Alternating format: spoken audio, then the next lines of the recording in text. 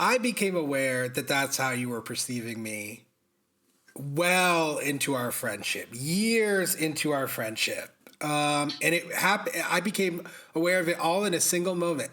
And typically, I would remember exactly what was said during that moment. I don't know why I can't remember for this particular case, but all I remember is that you said something that for the first time ever, and I don't know how it took this long for this to happen, but it betrayed that you, exactly what you said, that you don't see me as a black man.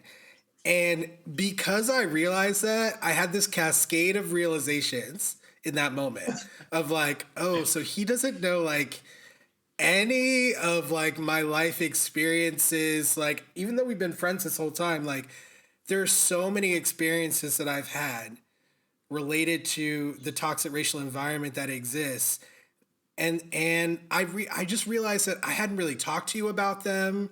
Really, we just it was just like, even though it was such a big part of my life that impacted me so much, it was just like we never discussed it. And then I realized that we didn't discuss it because you didn't really know it was a thing, and I was just allowing that to rock.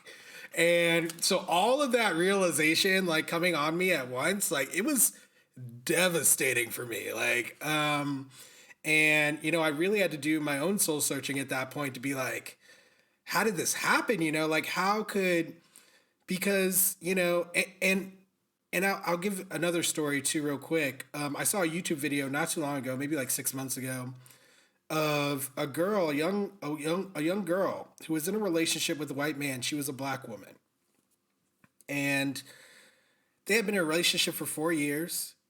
And one day, his phone, I guess, went off or something, and he wasn't around, so she picked it up, and whatever message was on there caused her to look into the phone, and in the phone, he was just bashing her with the N-word, like, I mean, just full-fledged racist comments about black people, about her, and she was just devastated. But then people were asking in the comments, like, how could you date someone for 4 years and not realize that they had these thoughts or whatever? But like, it's possible, right? Like, we were in this friendship, very close friendship. Also, like, it's not like we were not like, we were, in a close friendship, but yet this subject matter, which was pivotal to my life and to me and to everything, that has happened to me really in my life, it was totally absent from our relationship.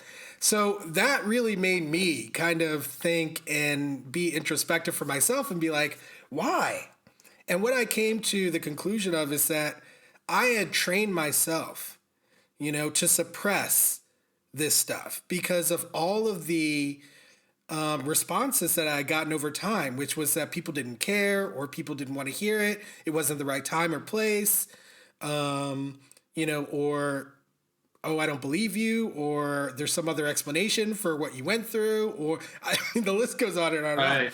But yeah, the response was never like one of acceptance or like, let's investigate this further, or let's figure out a plan or anything like that. It was always pushback, no matter what.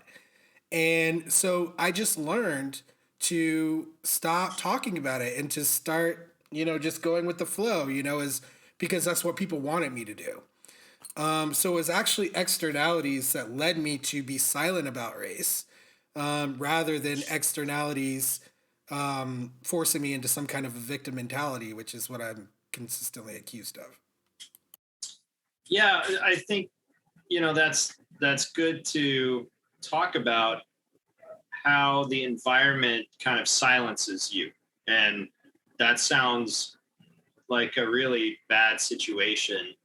I didn't have the awareness to say, hey, let's talk about you being black. Let help me understand this stuff. I wish I had said it, back then for sure.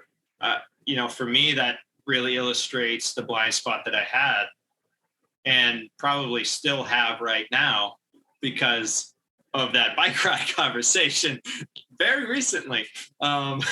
So yeah, I think that you can't be the only black person that feels like that, or even other minorities to feel silenced by that environment. And yeah, if you don't have support from any area, if you're getting pushback, even just a lack of engagement, a lack of interest, you're not going to just volunteer some of these deep feelings and vulnerabilities and anger and sadness. You're not just going to volunteer that to people. And yet that's exactly what I've been doing, right? Because ultimately that is the only way, right? Like, yeah, I've been cornered into that being the only way. So, but yeah, I get your point with that.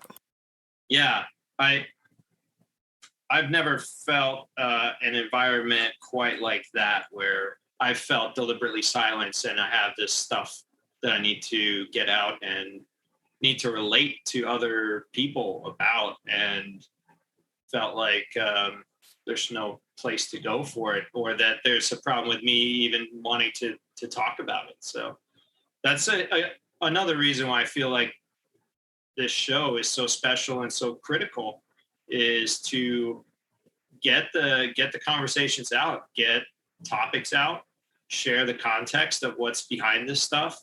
And instead, I would equate this show to looking up the lyrics of that song, where you had the misheard lyrics and you repeat those misheard lyrics to other people who continue that cycle. And I would compare this show to doing the actual fact checking of the lyrics. Let's get to what the reality of it is and share what's going on, share your experiences. So I can't understand it unless unless I'm exposed to it. So yeah, I think the show is really important. I'm learning a lot. I'm sure other people are learning a lot from it too. Thanks for watching. For access to the full-length conversation and all of the 2-hour-long unedited conversations that I've had on race, click the support link in the description below. Thanks for your support, and see you next time.